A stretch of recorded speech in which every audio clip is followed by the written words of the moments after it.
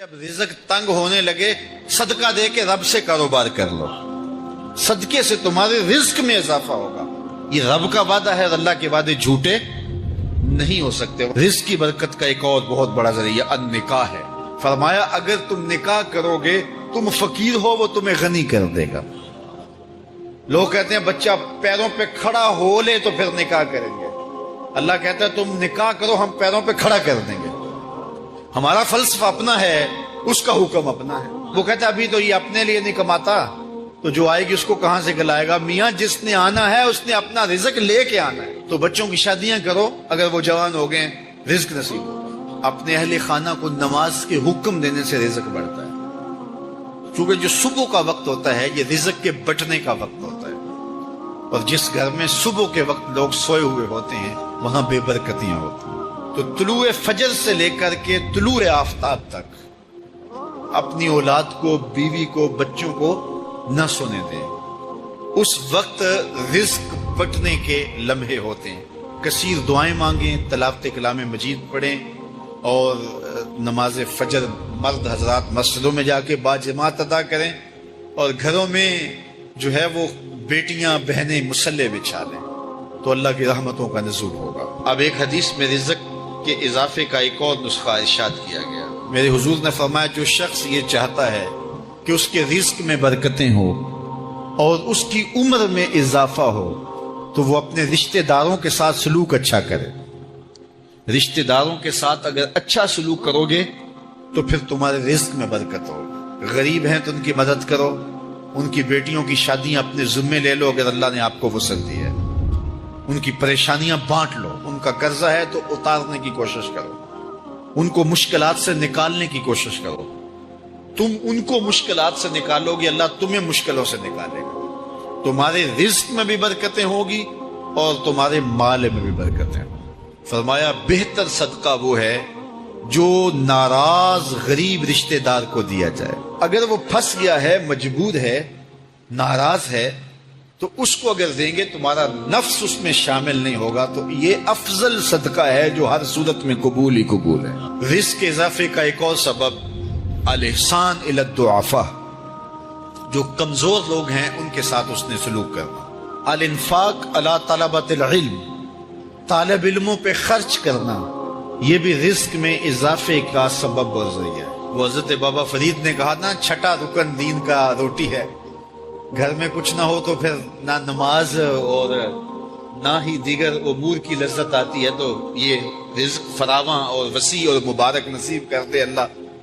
تو اس کے لیے ایک اور وظیفہ میں دیتا ہوں، اور وہ یہ کہ مغرب کے بعد 21 مرتبہ سورۃ الکوثر پڑھ لیں، کثرت ہو جائے گی انشاءاللہ۔ اول خدوشی پڑھ لیں، 5-7 منٹ لگتے ہوں گے، تو سورہ کوثر 21 مرتبہ روزانہ مغرب کی نماز کے بعد پڑھیں۔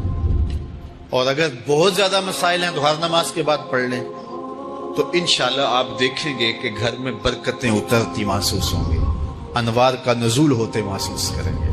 تو یہ وہ رزق کے اسباب ہیں، اگر ہم اختیار کر لیں تو ہم اللہ کی خاص رحمتوں کے حقدار ہوں گے۔ اگر فن سے، علم سے آتا ہو رزق، تو میاں صاحب فرماتے ہیں بے وقوفاں دے نوکر ویکھے دانش مند سے آنے۔ بے وقوفاں دے نوکر ویکھے دانش مند سیانے۔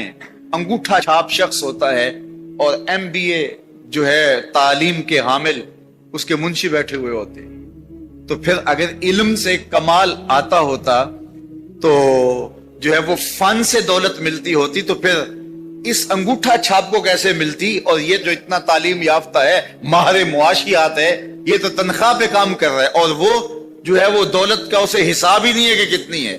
تو اس لیے اللہ فرماتا ہے کہ یہ مت سمجھو کہ یہ تمہارے فن کا کمال ہے، یہ تمہاری جو ہے وہ محنت کا نتیجہ ہے۔ اللہ فرماتا ہے اولم یعلموا، کیا انہیں نہیں پتا؟ ان اللہ یبسط الرزق لمن یشاء، جس کو چاہتا ہے اس کے لیے رزق کے دروازے کھول دیتا ہے، وَيَقْدِرْ، اور جس کے لیے چاہتا ہے اس کے لیے رزق کو تنگ کر دیتا ہے۔ کئی لوگ کتنی محنت کرتے ہیں، نتیجہ زیرو، اور کچھ لوگ کچھ بھی نہیں کرتے، وہ مٹی کو ہاتھ لگائیں اور سونا ہو جائے، اور کئی سونے کو ہاتھ لگائیں تو مٹی ہو جائے۔ تو پھر کوئی طاقت کار فرما ہے نا، جو مٹی کو سونا بنا دیتی ہے اور سونے کو مٹی بنا دیتی ہے، اللہ فرماتا ہے اس کو پہچانو، وہ کون ہے؟ وہ تمہارا رب ہے۔ مومن کا توکل اور مومن کا بھروسہ اللہ کی ذات پہ ہونا چاہیے۔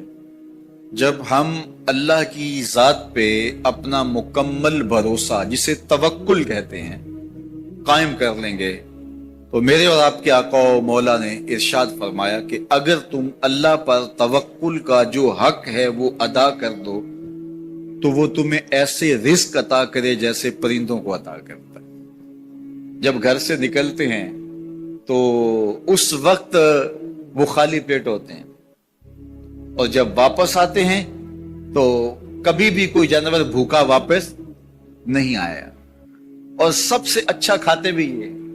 ہمارے علاقے میں تو زیادہ باغات نہیں ہیں، امرود کے باغات ہمارے علاقے میں پائے جاتے ہیں، تو امرود کے باغ میں جو اگر کوئی دیہات کا شخص ہو یا جس کا امرودوں کا باغ ہو یا امرودوں کے باغ میں اس کا آنا جانا رہا ہو، اس سے پوچھئے کہ سب سے اچھا پھل امرود کے پیڑ پہ اچھا دانا کون سا ہوتا ہے؟ کوئی آپ کو کہے کہ یار امرود توڑ کے لاؤ، میٹھا ہو اور جو ہے وہ پکا ہوا ہو اور ذائقے دار ہو تو وہ جاؤ توڑ کے لاؤ۔ تو کوئی مجھے اگر کہے تو میں جب امرود توڑ کے لاؤں گا تو کبھی پھیکا نہیں ہوگا، میں امرود توڑ کے لاؤں گا تو کبھی بد ذائقہ نہیں ہوگا۔ آپ مجھے پوچھیں کہ آپ کے پاس کیا فن ہے؟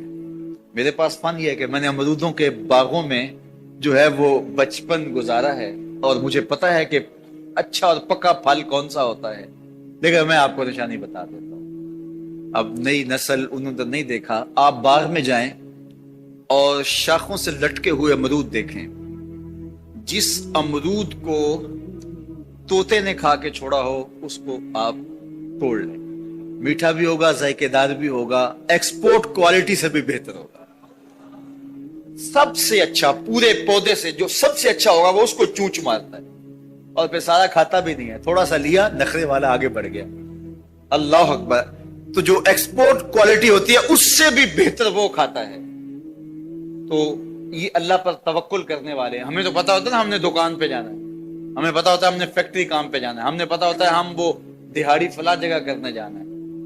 انہوں نے کہیں ان کا کوئی ایسا ٹھیا نہیں ہوتا کہ وہاں جانا ہے۔ بن توکل پنچھی اڑ دے، بن توکل پنچھی اڑ دے، خرچ نہ پلے زیرا ہو، خرچ نہ پلے، کوئی راس المال بھی نہیں ہوتا کہ یہ لگائیں گے پھر اس پہ اتنے پیسے آئیں گے، اصل ہمارے ہوں گے، اتنا نفع ہوگا، ایسا نہیں ہے۔ گھر سے نکلتے ہیں تو خالی پیٹ ہوتے ہیں اور جب واپس آتے ہیں تو پیٹ بھرے ہوئے ہوتے ہیں۔ میرے اور آپ کے آقا و مولا نے کہا، مجھے پورا یقین ہے اس پہ، اور آپ کو بھی پورا یقین ہونا چاہیے، انشاءاللہ ہوگا، کہ میرے حضور نے فرمایا کہ اللہ پر جو توکل ہے وہ حق ادا کرو، پھر وہ تمہیں ایسے رزق دے گا جیسے پرندوں کو دیتا ہے، تمہیں پرندوں کو دیتا ہے، ایکسپورٹ کوالٹی۔ من کان للہ کان اللہ لہ، فرمایا تم اس کے ہو جاؤ وہ تمہارا ہو جائے گا۔ اللہ نے تمہیں پیسے دیے ہیں، نئی گاڑی تم نے خریدی ہے، چھوٹے بچے کا جوتا کیوں باندھ دیا آگے تم نے؟ جوتا باندھنے سے اگر یہ ایکسیڈنٹ سے، حادثے سے گاڑی بچ سکتی ہوتی ہے تو پھر پاکستان کے جتنے پی آئی اے کے جہاز ہیں سب پر باندھ دینا چاہیے، سب پہ جوتے لٹکے ہوئے۔ عجیب تم نے فلسفہ تراشا، کسی نے جو ہے وہ کالی رنگ کی پٹی باندھ دی نیچے جس سے اس کو نظر نہیں لگے گی۔ گھوڑے کے پاؤں کے نیچے جو کھری لگی ہوئی ہوتی ہے کچھ لوگوں نے اپنے گھروں میں وہ باندھی ہوئی ہوتی ہے کہ اس سے ہمارے گھر کے اندر کوئی مصیبت نہیں آئے گی، کوئی تکلیف نہیں آئے گی۔ کسی نے ہنڈیا اپنے گھر کے اوپر الٹی رکھی ہوئی ہوتی ہے، یہ ہنڈیا بچا لے گی، اور میاں ہنڈیا کیا بچائے گی تمہیں؟ اللہ کے قہر سے کچھ نہیں بچا سکتا۔ جب تمہارے اوپر کوئی مصیبت نازل ہونی ہے تو کچھ نہیں بچا سکتا۔ اگر بچنا چاہتے ہو تو پھر اللہ سے استغفار کرو، اللہ تعالیٰ کی تسبیح کرو، اللہ کی تحلیل کرو، میرے حضور پہ درود پڑھو، پھر دیکھنا کہ مصیبتیں ٹلتی ہیں یا نہیں ٹلتی۔ تو یہ خام خواہ کے رکیے، اور یہ عامل لوگ جو ہیں ان کا تو کام ہی یہی ہے، ان کا کام چلتا ہے لوگ ذوف الاعتقادی میں مبتلا رہے ہیں، اور یہ کہہ دیتے ہیں کہ آپ کے خاندان میں ایک منحوس عورت ہے، یہ اس کا کیا ہوا ہے، تو کوئی نہ کوئی منحوس تو پہلے ہی انہوں نے طے کر رکھی ہوتی ہے، فوراً ذہن وہاں جا کلک ہو جاتا ہے۔ اس کا نون سے نام شروع ہوتا ہے، اس کا کاف سے نام شروع ہوتا ہے، اس کا جیم سے نام شروع ہوتا ہے، تو پورے خاندان میں کسی کا نام کاف، نون یا جیم سے تو شروع ہوتا ہی ہوگا، یا دوستوں میں، تو فوراً ذہن جو ہے ادھر منتقل ہو گیا۔ اب یہ بابا جی نے بتا دیا ہے، ہاں ہاں ہاں اس نے یہ بات کی تھی، کچھ باتیں یاد آنے لگی، اس کاف سے شروع ہونے والے نام کے ساتھ نفرت پیدا ہو گئی۔ اس بابے نے نفرت کا کاروبار کیا، اس نے تو 100 روپے 200 روپے لے لیے، لیکن دو انسانوں کے اندر نفرت ڈال دی۔ اس کا گریبان کل قیامت کے دن پکڑا جائے گا۔ ان ملنگوں کے پاس، ان ذوف الاعتقادی کو پھیلانے والوں کے پاس کبھی نہ جاؤ۔ تمہیں مصیبت پڑی ہے، تمہیں لگ رہا ہے کہ شاید میرے اوپر جادو ہے، تو پڑھو نا سورہ بقرہ، جادو جڑ سے اکھڑ جائے گا۔ 40 دن اپنے گھر میں سورہ بقرہ پڑھو، برکت ہوگی۔ کہتے ہیں مولوی صاحب 40 دن تو نہیں پڑھی جا سکتی، 2.5 پارے، ہمیں کوئی تعویذ ہی کرتے ہیں، ہم شارٹ کٹ چاہتے ہیں نا، روزانہ صبح 2.5 پارے سورہ بقرہ پڑھے، یہ تو ہم سے نہیں پڑھی جائے گی، تو آپ کوئی تعویذ ہی لکھ دیں۔ کاروبار میں برکت نہیں، میں کہتا ہوں پڑھو نا سورہ واقعہ، 3 رکوع ہیں، برکت ہوگی، ہم کہتے ہیں ہمیں تعویذ ملنا چاہیے، بس وہ ہم گلے میں رکھ دیں، بٹوے میں رکھ لیں، پرس میں رکھ لیں، اور ہمارا کام ہو جائے، ہمیں کچھ بھی نہ پڑھنا پڑے، ہمیں وضو تک نہ کرنا پڑے، نماز نہ پڑھنی پڑے، اور برکت ہو جائے۔ ایسے برکت تو نہیں آتی، اس لیے چھوڑو ان کی جان، آؤ قرآن مجید پہ آؤ، آؤ سجدوں پہ آؤ، آؤ دعاؤں پہ آؤ۔ سحری کے وقت اس کی رحمتیں آواز دے رہی ہوتی ہیں، حل میں مسترزقن، ہے کوئی رزق مانگنے والا، اور تم اس وقت سوئے ہوئے سارے دن ٹھوکریں کھاتے ہو۔ آؤ نہ اس وقت جھولی پھیلا کے، ہاتھ پھیلا کے کہو مالک تو جھولیاں بھر دے، تو پھر دیکھنا میرا بیٹا سالم مشرکین کی قید میں ہے اور میں فاقوں کی حالت میں ہوں، تو فرمایا آل محمد کے پاس ایک سیر جو ہیں، بس اس کے علاوہ ہمارے پاس بھی کھانے کے لیے دنیاوی اسباب نہیں ہیں۔ کہا صبر کرو اور اللہ سے ڈرو، اور لا حول ولا قوت الا باللہ کثرت کے ساتھ پڑھو۔ یہ ایسا وظیفہ ہے، ایک حدیث پاک میں آتا ہے کہ یہ 99 بیماریوں کا علاج ہے، اس میں سب سے کم درجے کی بیماری ہم اور غم ہے، یہ دکھوں کا مداوع ہے، مشکلات کا علاج ہے، اور یہ وظیفہ میرے حضور نے بتایا۔ حضرت ابو ذر غفاری رضی اللہ تعالیٰ عنہ کو حضور نے 5 چیزیں بتائی تھی، ان میں سے 5ویں چیز یہ تھی کہ ابو ذر کثرت کے ساتھ لا حول ولا قوت الا باللہ پڑھا کرو۔ فرمایا عرش الہی کے نیچے ایک خاص خزانہ ہے، یہ وظیفہ وہاں سے آیا ہے، یہ زندگی میں معمول بنا لو، جب پھنس جاؤ، مشکلات میں آ جاؤ تو لا حول ولا قوت الا باللہ پڑھو، اللہ راستے کھولے گا۔ تو حضور نے 3 چیزیں فرمائی، اللہ سے ڈرو، صبر کرو، اور کثرت کے ساتھ لا حول ولا قوت الا باللہ پڑھو۔ وہ فرماتے ہیں کہ میں یہ عمل شروع کیا، ابھی گھر میں بیٹھا ہی تھا کہ دروازے پہ دستک ہوئی، تو میں اٹھا کہ دروازہ کھولوں دیکھوں کہ کون ہے، تو دروازہ کھولا، دیکھا میرا بیٹا کھڑا ہے اور اس کے پیچھے 100 اونٹ کھڑے ہیں۔ تو میں نے کہا کہ تم اور یہ اونٹ؟ کہا مجھے موقع لگ گیا، میں ان کی قید سے بھاگ آیا۔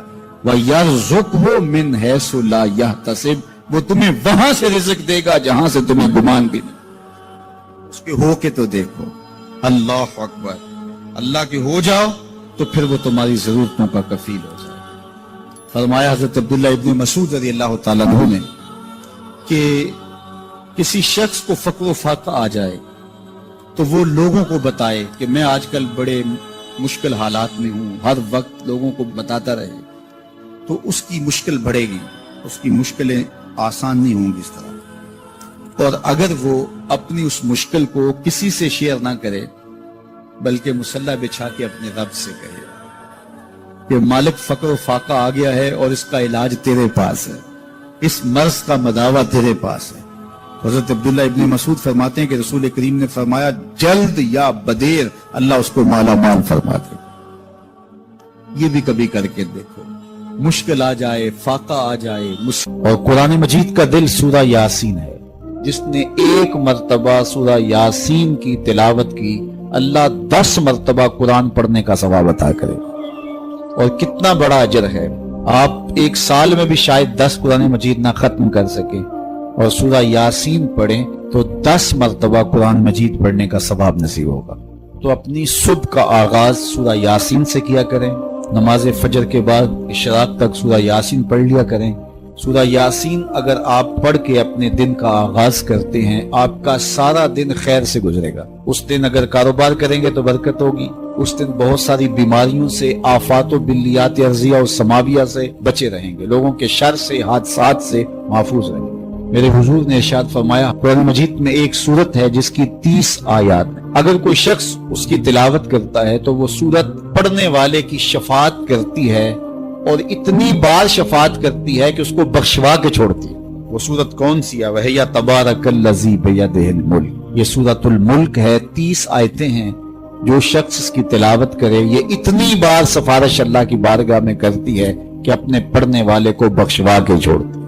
اپنے دن کا آغاز سورہ یاسین سے کریں اور اپنی شب کا آغاز سورہ ملک سے کریں۔ سونے سے پہلے سورہ ملک کی تلاوت ضرور کر لیں، انشاءاللہ اس سے رات برکت سے گزرے گی۔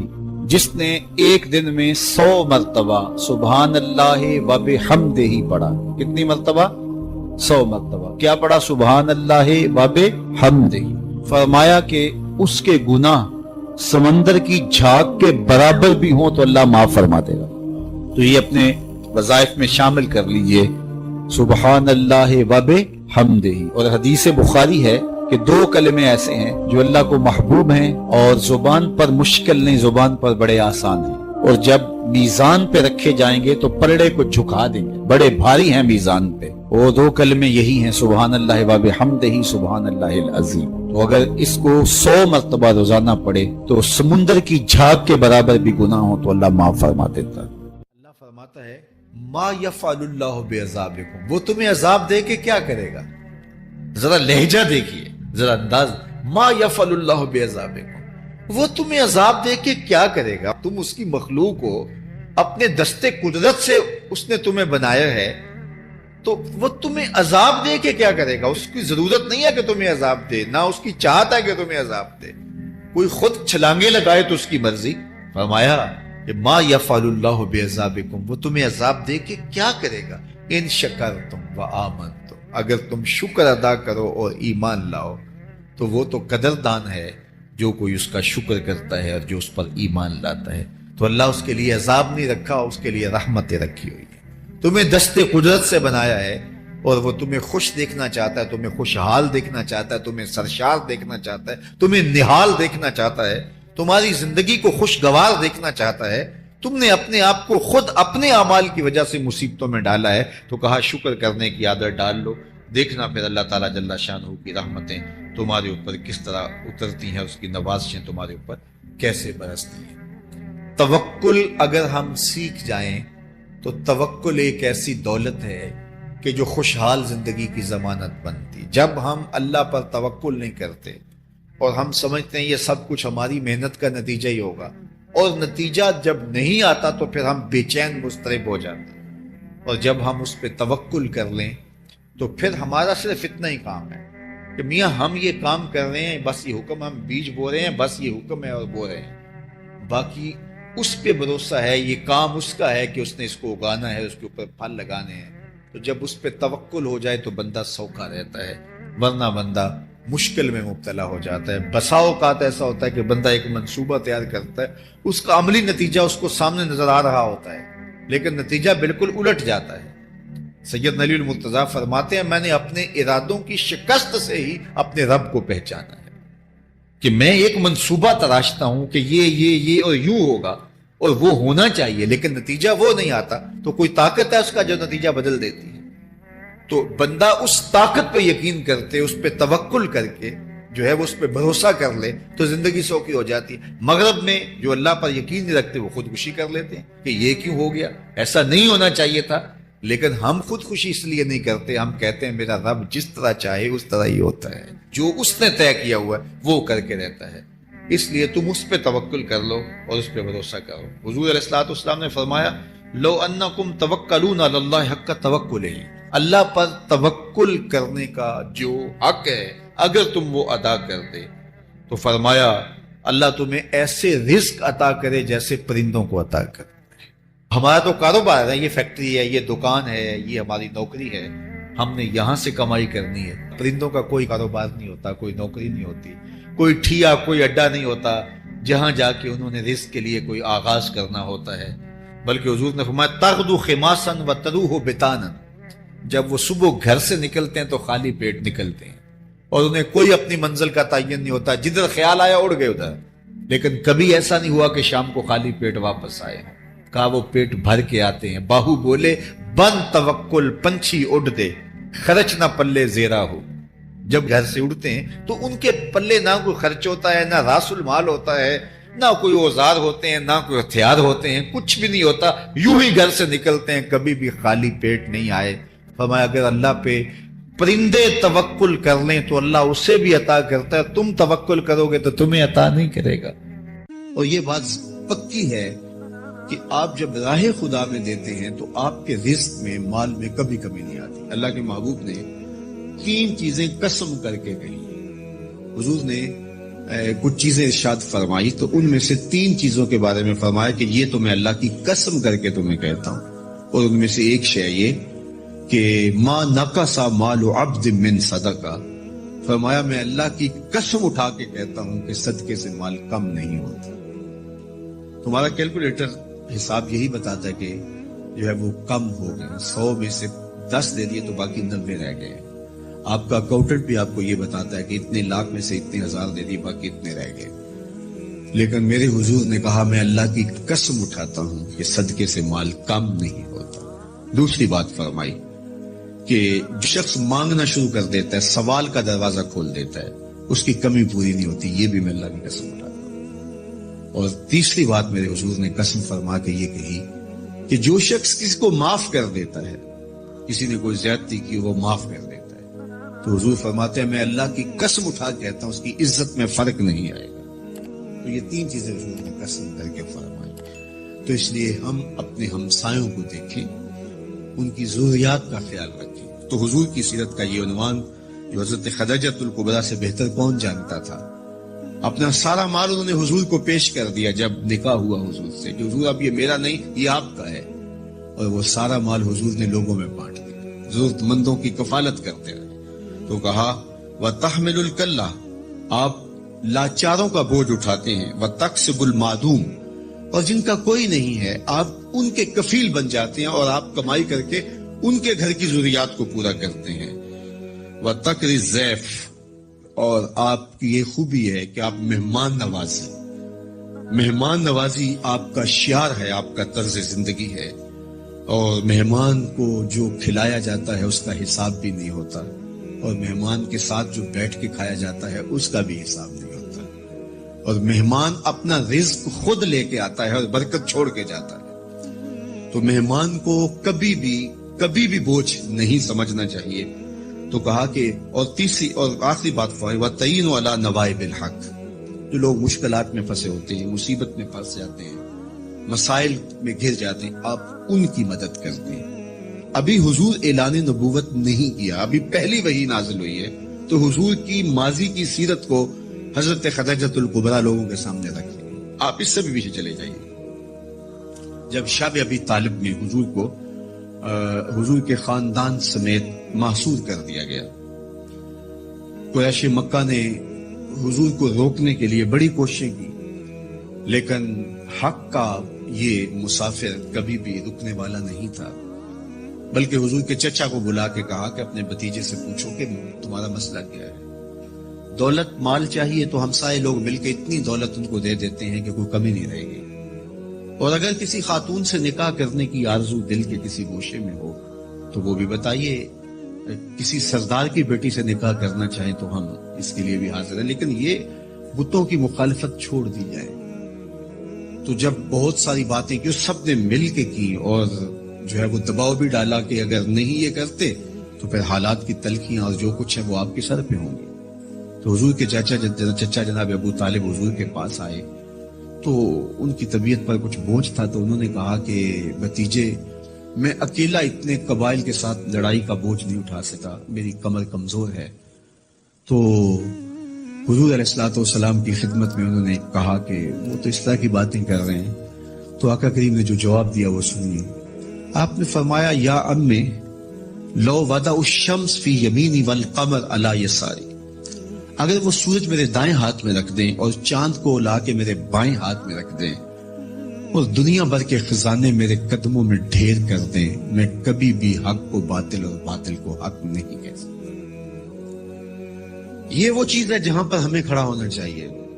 یہ رشوت کیا ہوتی ہے؟ ہم اداروں میں افسر بن کے بیٹھتے ہیں اور ہم کسی ذمہ دار منصب پہ بیٹھتے ہیں تو ہمیں چند ٹگوں سے کوئی خرید لیتا ہے، ہمارا ضمیر پھر کہاں ہوتا ہے؟ کائنات کی نعمتیں اس کو پیشکش کی جا رہی ہیں جو پیدا ہوا تو باپ کا سایہ سر پہ نہیں ہے، 6 سال کی عمر ہے تو ماں انتقال کر گئی ہے، یہ حالت ہے۔ لیکن کہا جا رہا ہے کہ جناب آپ کو جو چاہیے ہم فراہم کرتے ہیں، لیکن کہا لو وضع الشمس فی یمینی، اگر وہ سورج کو میرے دائیں ہاتھ میں رکھ دیں اور چاند کو میرے بائیں ہاتھ میں رکھ دیں اور میرے پاؤں میں کائنات کے خزانے لا کے دولت قارون بھی رکھ دیں، لیکن میں پھر بھی حق کو حق کہوں گا، باطل کو باطل کہوں گا، تو میں چند ٹگوں پہ اپنی ضمیر کا سودا کیسے کر سکتا ہوں اگر میں رسول اللہ کو مانتا ہوں، اگر میں حضور علیہ الصلوۃ والسلام کا فالوور ہوں، اگر میں ان کا امتی ہوں، ان کا غلام ہوں، ان کا عاشق ہوں، تو پھر میں کیوں اپنے ملک کو بیچوں، میں کیوں عدل کو بیچوں، میں کیوں انصاف کو بیچوں، میں کیوں اپنے منصب کو بیچوں، میں کیوں لوگوں کے حق غصب کروں، لوگوں پر زیادتیاں کروں،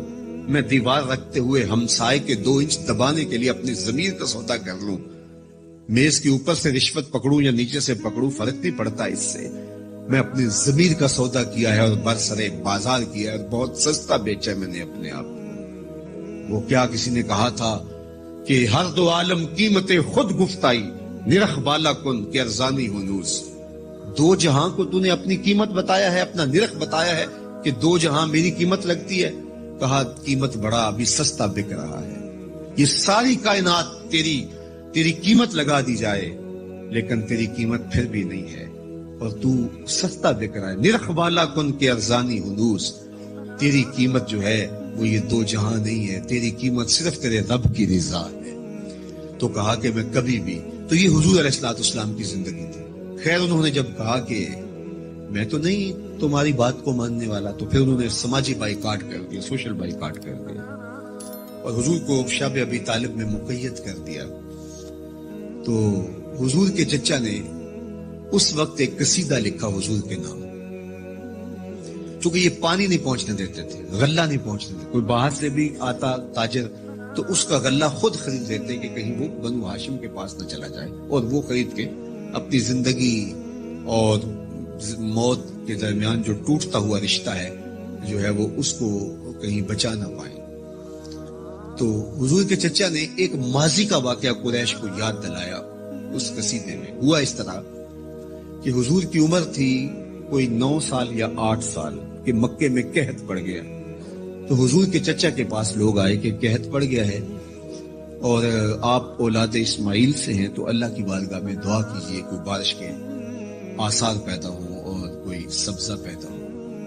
آپ نے فرمایا تم بھی سین حرم میں پہنچ جاؤ، میں بھی پہنچ جاتا ہوں، وہاں اللہ کی بارگاہ میں دعا کرتے ہیں۔ خیر لوگ جمع ہو گئے تو حضور کو ساتھ لیا حضور کے چچا نے اور سین حرم میں پہنچے اور کعبۃ اللہ کی دیوار کے ساتھ حضور کو یوں کھڑا کیا کہ حضور کی پشت کعبہ کی دیوار کے ساتھ لگ رہی تھی اور رخ لوگوں کی طرف تھا۔ تو جب یوں حضور کھڑے ہو گئے تو حضور کے چچا نے ایسے ہاتھ پھیلا کے کہا اے اللہ اس گوری رنگت والے کے صدقے بارش نازل کر دے۔ راوی کہتا ہے ابن عساکر نے لکھا ہے، باقی لوگوں نے بھی لکھا ہے کہ ابھی جو ہے وہ لوگ گھروں کو نہیں پہنچے تھے کہ چھم چھم میہ برسنے لگا اور لوگ بھیگ کے گھروں کو گئے اور اتنا سبزہ ہوا کہ لوگ خوشحال ہو گئے۔ تو آج جب حضور علیہ السلام اور حضور کے خاندان کو شب ابی طالب میں مقید کر دیا گیا تو کچھ پہنچنے بھی نہ